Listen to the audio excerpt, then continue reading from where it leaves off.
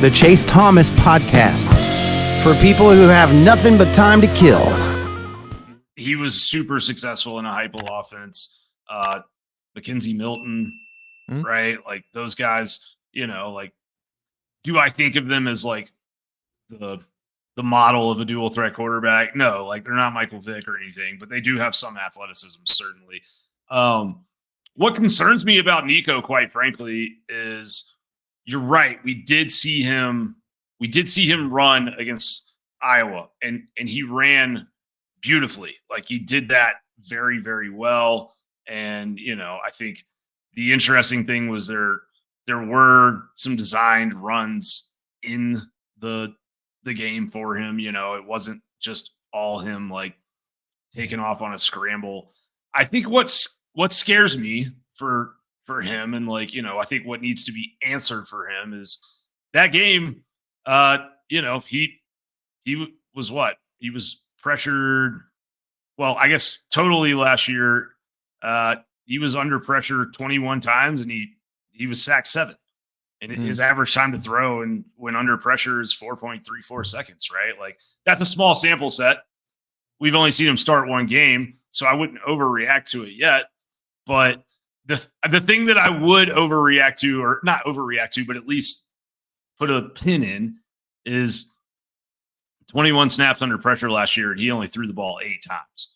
So it's like, is he, you know, I think that is the evolution for most young quarterbacks, right? Is like when pressure comes, I don't panic and put my eyes on the rushers. I keep my eyes downfield and I create, because with those receivers and that spacing and all of that, like there should be a lot of opportunities for guys to come back for him and for him to deliver the ball downfield. It's just, will that be something that he learns in the month of September and, you know, goes on and does, or is that something that we don't see from him until 2025 or ever? You know, it's just like there's some guys that they figure it out on a short curve, and there's some guys that figure it out on a long curve, and there's some guys that never figure it out at all.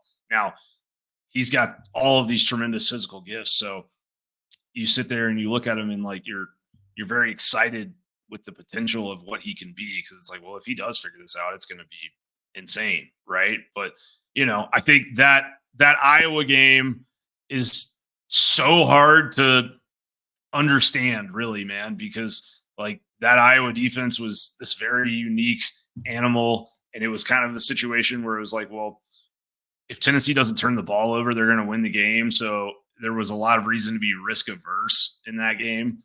But it is interesting just on the whole, like he took 31 dropbacks in that game and he only threw 19 passes. So that would tell me, you know, maybe Iowa has a really good secondary, and they did have a really good secondary. I think we could all agree. But it's like that is the same problem that we saw with Joe Milton. That is the same problem that we saw with Hendon Hooker against the Georgias and the, you know, the best teams that they played that year. Really, only Georgia was the only team that could do it to them. But well, can we? That is the that problem with the, you know, what's happening when we get to that second read. Sorry, go ahead. Well, that's the thing. I think people who overthink some of the Heupel stuff to me is like outside of Georgia, I just like if Georgia's your last major roadblock, things are really good. Like they've been wandering the wilderness for 20 years. And if Georgia, the best program in the country the last 4 years, a team that's not lost a regular season home game since 2019, is the one who you're still struggling to solve 4 years into your time at your university, that's a really good place to be in. Because by and large, like the Mizzou stuff last year, it's a road. I think Heupel's 4-4 on the road the last 2 years, and SEC play. 29-16 at Florida. I mean, like that, you know, that was tough. But I mean, like they went 8-4, you know. I mean, like they're Tennessee. Like, yeah. I mean, like Tennessee. I grew up on Tennessee winning and competing for national championships, right? So, like, yeah, he's lost one home game in the last 2 years. Like he's lost one home game. And I mean, you swept Alabama and Florida. I'm actually right. I read about this today, and it's ready to go live at a later date. But I mean, the part of what's going to be interesting this year with the schedule with Heupel and everything, like, I guess these are two separate conversations. But you just don't know what matchups you're going to get in the CFP too. It's just like, get in. We're turning into a playoff sport. So if Heupel has a floor so high with Tennessee that if you can get into the playoff, like, I think they're going to match up really well. And I think if Nico lives up to the billing, it's someone no one wants. Like, you don't want Knoxville and Neyland Stadium specifically hosting a playoff game, a round one playoff game against it. Like, nobody wants to come into Tennessee for that because Tennessee will be favored. You would not. No. Especially in the cold, wet Appalachian. No, you and I both don't know want what that feels any like part in of that. December. Yeah, you want no part of that. No, you don't. You certainly do not. There are some teams, like you said, Ohio State, Georgia, they're going to run into some problems.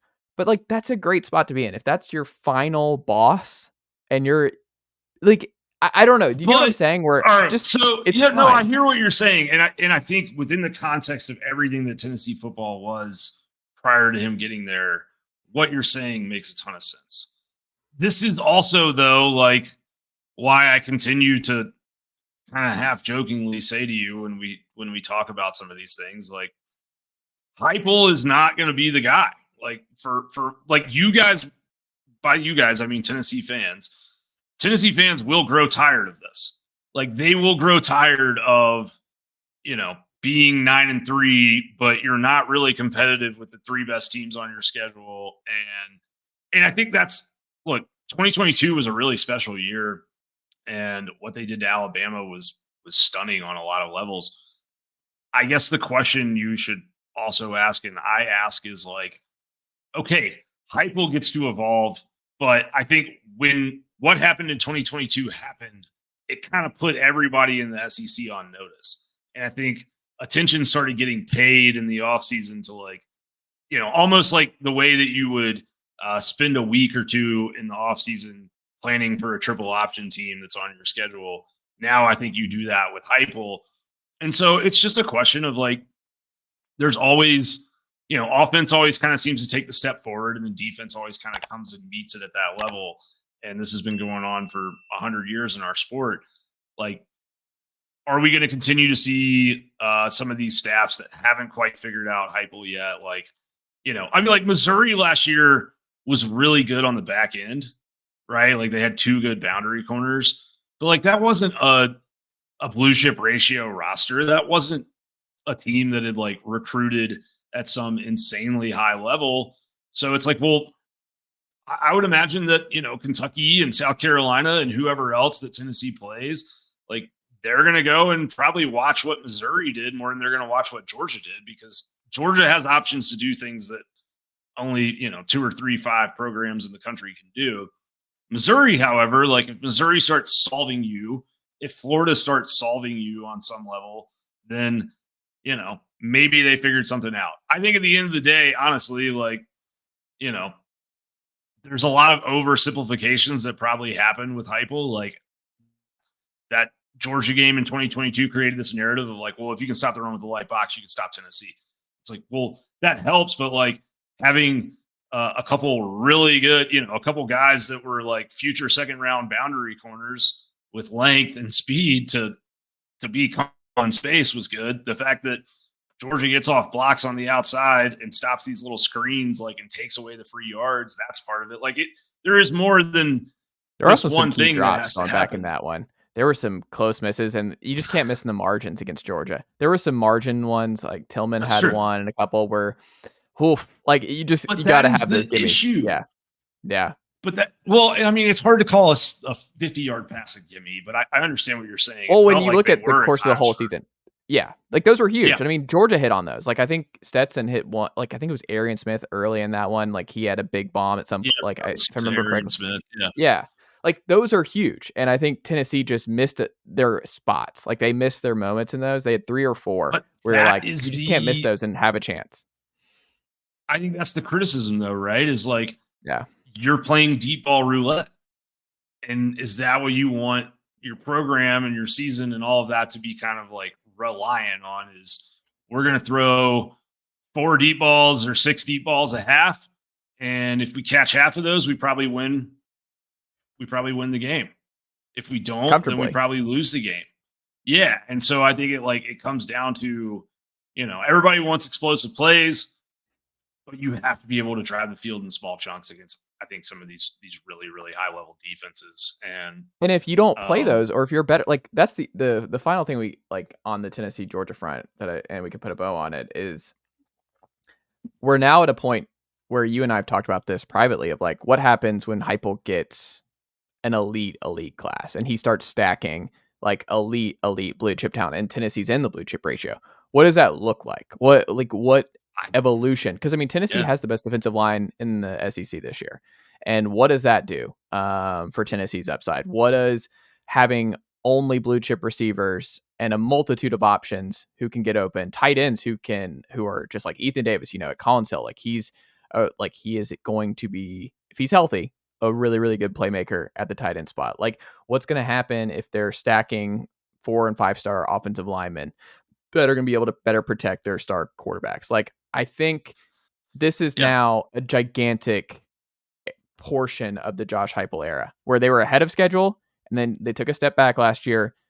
And now the next 2 to 3 is what's going to define whether or not Heupel's here for 10 to 15 years, like a 10 to 15 year run, like a Mark Richt run at Georgia, or it's like a Dan Mullen run at Florida where it's actually like 5 or so years. Like, we're about to find out if it pivots back to closer to 2022 just with stacked talent and like, oh, there's another evolution to this. And so, like, this offense is somehow even scarier with only 4 and 5 stars out wide and at quarterback and a defensive line that just crushes people week over week and puts you in a blender. Like, that's interesting. Like, that's why this is going to be so much fun. It is. Yeah. It's kind of like the dog that catches the car, right? Mm-hmm. Like, I mean, Art Briles invented this offense. I don't think Heupel would argue with me saying that. Like, I don't think, most football people would argue with me saying that. I'm not saying Heupel hasn't had other evolutions of it, but like the basic concept of the blur or whatever you want to call it, the hyper spread, like that was a Briles thing. And he did it in order to basically deal with talent deficiencies on the offensive line, a quarterback that wasn't that great, like this is an offense that was designed to deal with talent deficiencies. So what happens when it's not talent deficient? And that is, if he is so married to it that nothing happens as more talent comes in and, Tennessee continues to refuse to run into a heavy box, even though it's got 5-star offensive linemen to push defensive linemen back at the snap, like if it gets to a spot where it is capable of taking space and it won't, then Tennessee fans will probably grow quite tired of it very quickly. If it evolves, then I think you're right. I think Heupel can have a Fulmer type run. Yeah. But it's going to be fun. Either way, I'm excited for football to be back, and I am very, very excited to see how it all unfolds. But optimistic, I think, is how people should look into it. And, I think it's a good problem to have. And either way, I think it's going to be very interesting to see how it all unfolds. Hater or homer here, Graham Coffey. Florida will have a better record than South Carolina, Kentucky, and Missouri this fall. I've been sitting on this for a little bit. What do you think? Hater or homer? Which way are you going with this take? Wait, which one is yes and which one's no? Hater is you don't think this is the case and you think Florida will be worse than those 4 records. Or homer, you'll go, no, Florida is absolutely not going to have a good season. You said South Carolina, Missouri, Kentucky. Mm-hmm. I don't think they'll have a better record than Missouri for sure. So I'm going to go hater. Yeah. I mean, I think put them Florida's on a neutral site. Do you think they'd be better? They'd be favored if Florida and Mizzou played on a neutral site this year? Nicely done, nephew. The Chase Thomas podcast. Hell yeah.